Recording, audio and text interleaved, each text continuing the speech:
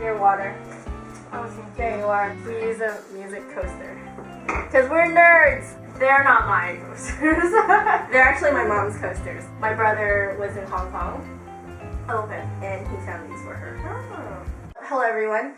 If you haven't seen our little, I don't even know if you can call it a performance video, but whatever. We will call it reading session. our sight reading session. You can click somewhere here where I'm going to put a link to it.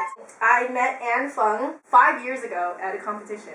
She won second place, I won third place, and we found each other on Facebook a couple years later, and then you started watching my videos.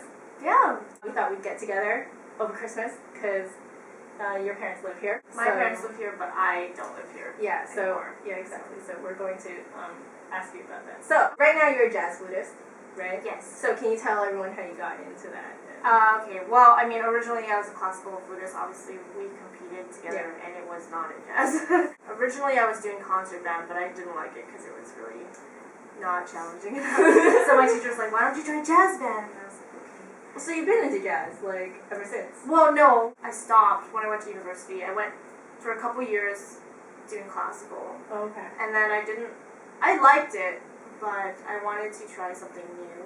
I auditioned for McGill, which is in Montreal, and they have a jazz program and a classical program, and I auditioned for both. And when it came to the time, they told me I could only pick one, so I decided to pick jazz, because I was like, well, we're in university, and let's try something new. I'm young. We're all young. Yeah. So. But you've kind of been in the jazz scene for a while now, right? I was in it a bit, but I wouldn't say, like, I really knew anything at the time. I was just kind of pretending I knew. Well, I was good at that's kind of me faking it. pretending that I know a lot about classical music. But yeah, for a while I just, like, didn't know anything. And I was just kind of doing it for fun. You grew up doing classical, though, right? Yeah, like, so, my whole like, life. how did you, even get in contact with the flute? Like, what made you want to play the flute? Actually, this is a funny story. People are always like, what? That's how you got into flute? My mom wanted to put me into ballet. Really? Yeah, at the Vancouver Academy of Music. And so she went to the desk. So you were going to be one of those little ballerinas? Yeah. Oh my god. If you've ever been to the Vancouver Academy of Music, there's pretty much all these little girls doing ballet everywhere. Every time we go. My mom went and asked them about it, and they were like, oh, well, the ballet class is full, or all the ballet classes are full. So is there anything else? Like, she's like, I don't know, what is there to do? And they were just like, oh, there's piano, and there's violin, there's flute. And then my mom was like, well, flute is small and probably inexpensive, so I'll put her in flute. Obviously, she was wrong about that because my flute. Yeah, our flutes are pretty expensive. Our flutes are sitting right there, and it's a lot of money. Yeah, they're pretty expensive. Yeah. And actually, it's funny because I didn't think, like, I don't think my parents thought that I would be doing it for the rest of my life, which is what I plan to do. I know your story's a little bit different. You actually... Yeah, I actually saw someone play it on TV when I was 5. Oh, okay. And I was like, oh my god, I want to play it. But I was like a small bony child. My local like music store, like they didn't let me play. Oh, see, that's weird because they didn't have the Prodigy flute back then. But they did have curved flutes. They did, but I thought they were ugly. Okay. Yeah, I played a curved flute because nobody had told me about a curved head joint until we got to the music store. Okay. Like I jumped into it like cold. Like I'd never heard of a curved head joint at all. Yeah. So when I first saw it, I thought it was the ugliest thing in the world. You have to realize this is 8-year-old me thinking this. I was like, that is so ugly, blah blah, right? And then my dad was like, well, it's gonna be your flute, so you can pick whatever you want. So I ended up picking like straight. So like I was playing because I was like really small, and I've been small my whole life. I'm still really small. I'm short. I'm under 5 feet because I started when I was 4, so I had to have a wow. That's why I was like, why didn't they let you try them? They didn't let. Well, I was living in like the sort of like I was in the suburbs. Okay. You know, suburbs, right? They don't really know. Well, they don't really know, or they don't have stuff. Well, they had curved head joints, but they themselves didn't know much about it. Okay. So they didn't really know how to explain it to me. Okay. Anyway, go on. So you started when you were 4. Yeah. My mom wanted me to do ballet. And then, so, yeah, in the end, she's like, yeah, she picked flute because she thought it'd be cheap and like really small. It is small. It's not like a piano. Yeah. But you don't carry pianos anywhere anyways. So. No. The thing about pianists that I do admire is that they have to play on different pianos all the time. Because I took piano rough. lessons for a while too, and I did competitions, and I remember the first time like going in, and I was like, why? This is so horrible. Yeah. I did a piano exam once because in the States where I was from, right, we went to people's houses to take exams. We didn't go to churches. Oh, okay. Yeah, so we went to this person's house, and like her piano, it was like muffled. The whole thing sounded muffled, and it was so weird to hear your piece. Like, just like, I'm not playing, you know? Yeah, you feel like you're not. Yeah, I'm so glad I have my own instrument. Yeah. I can always play that instrument. So you were almost going to be a dancer. Did you actually end up taking dance at all? I've taken dance classes, but I'm not a dancer. Yeah, I like dance. I actually took ballet and tap dancing. Oh, like when you were younger? When I was like, oh, I didn't know that. 4. Yeah, I was 4. Oh, so you were me. Yeah, Except, in or the you were States. me too. Well, never mind. That doesn't make sense. I quit after 1 year, and this is why. Because they told us that we were going to have a recital. In my head, my 4-year-old little brain, I thought that a recital was like, you know, parents go to the piano teacher's house, and then you have like, just play a little something for the parents, right? Wait, I thought you were talking about dance. You're talking about exactly. No. Oh, okay. I thought that was what a recital was, because my brother had recitals, right? And that's all my 4-year-old brain knew. But when we got on stage, it was like a full house. It was a full house, and it was like an actual stage with like curtains and everything. And like our teacher was dancing behind the curtain on the side. I ended up like dancing just like this because I couldn't even bear to like look at the audience. It was terrible. So basically they didn't explain to us like what to expect at all. Maybe you just had a bad teacher. I think so. I think I had a bad teacher. But anyway, that's how I quit dancing altogether. I took contemporary dance once, and I think that really actually relates to like a lot of, I mean, it's improvisation. Yeah. I think it translates to music as well. Yeah. Which is really cool because the way dancers think about exploring their body, like you can think of it the same way. I guess. I mean, you'd have to change a few things, but it was really cool. I enjoyed that. What are you thinking about doing in the future now? Well, right now, I'm not playing really any classical music at this point. Although she can clearly play classical music, as you heard. I mean, it'd be cool to play like in an orchestra or something. Yeah.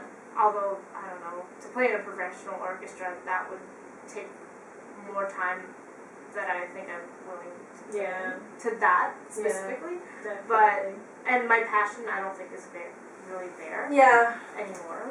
So, although I don't know, even with the jazz thing, I don't know if I would pursue jazz completely.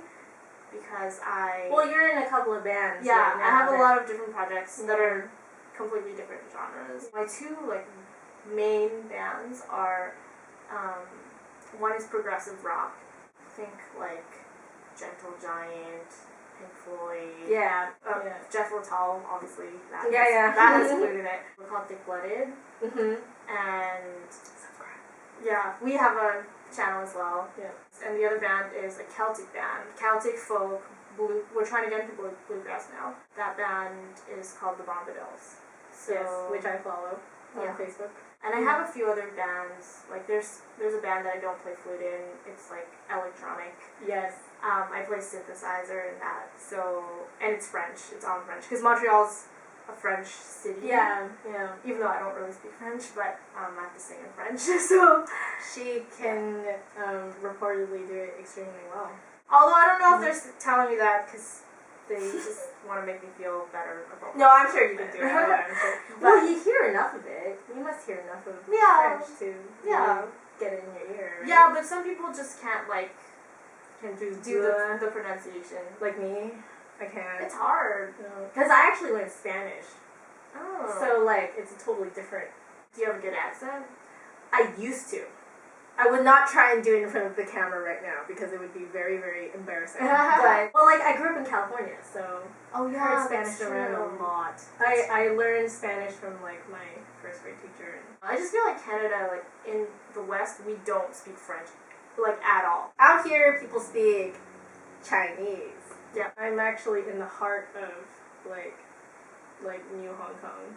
Yeah, Richmond is like really Asian. Really Asian. It was so weird because when I first moved here from the States, Oh yeah, I went to Richmond High and I was like, oh my god, there's like so many Chinese people and like everyone's speaking Chinese, right? And then halfway through the day, it suddenly occurred to me that I was Chinese because I grew up with like a quite mixed, like, you know. Yeah, see that I went from the opposite because I used to live in Vancouver, and then I moved out to well, I moved to Coquitlam first, and then I moved to Chilliwack. Right. And Chilliwack is like there are no Asians in Yeah. Chilliwack. Yeah. So you moved out here when you were Like 14, Yeah. 15. so you weren't like No. you were old enough to I was quite, like, my Californian accent was so strong that people couldn't even understand me. Wow, I don't even know what a Californian accent sounds like. Well, if I get really excited, as I'm sure one day you will see me very excited, like, the pitch drops quite low. Oh. And then you also talk really fast. So it sounds like mumbling to people here. Well, apparently over on the East Coast, well, I'm not on the coast, but Eastern Canada, Yeah. people say I have a West Coast accent, which apparently is more laid back. I think so. And people say it's like, even if I'm really excited about something and I'm talking really fast, somehow I still sound really laid back. That is so funny. It's weird, they know. Wow. Want to go back to the subject? Yeah. McGill? Jazz. Right now. Like, what are you doing? Oh yeah, my bands and stuff. Yeah. Also, a lot of stuff I've been doing recently is not necessarily with bands, but on my own. I've been doing a lot of session work as well. I don't know if I told you that. I don't think so. No. No. Tell me more. It's really cool. The session work is like, I've been just hired to play like on people's albums or Very nice. Yeah, it's mostly like recording either on an album or on a single. And how do you get into that? Like, how are you contacted and like how do people get to know you? Honestly, I was talking to somebody about this the other day, actually, about networking in general. And at first, when I was younger, I used to think networking was this huge thing, like it was going to be hard to do. Yeah. Honestly, all you have to do, anybody out there who like wants to network with musicians, literally you just go and make friends. Yeah. Because for me, like in Montreal, school did help me network. Like I did network with people at school, but honestly, like the last summer, I just went out to bars or wherever with live music, and sometimes not even places that have music. Okay. Hello. So memory card got filled up. So if anything is different, that is why. The networking thing, I was saying that you really just have to go out and meet people, and that's just the best way to do it, because word spreads really fast. If you're a trustworthy player, or if you're really bad. That's another thing. That also, you don't want that kind of reputation. Yeah, I go to shows and like ask to play, so that's not really a jam session. That's like when you imposing on people. But no, I'm sure they don't see it that way. Especially after you play, I don't think they would. Yeah, usually, because actually I've been like, because like I said, with the flute, sometimes getting like questionable looks and stuff. Yeah. I've been shunned before from, like one time I went to this bluegrass jam, and they were like, no, just straight up no. And luckily there was a younger guy there. Not to say like, but like that scene, there's a lot of like older like traditionalists, like people who really want to stick to the original like instrumentation and things like that. So they were just like no. But there was a younger guy there, I guess, who was more kind of into experimenting. He was more open to the idea of somebody else coming and playing, and then once I played, it was okay. Then they were like, okay, sorry, and even before I started playing, the guy was like, get ready to play some 16th notes, because he didn't think I would be able to do it.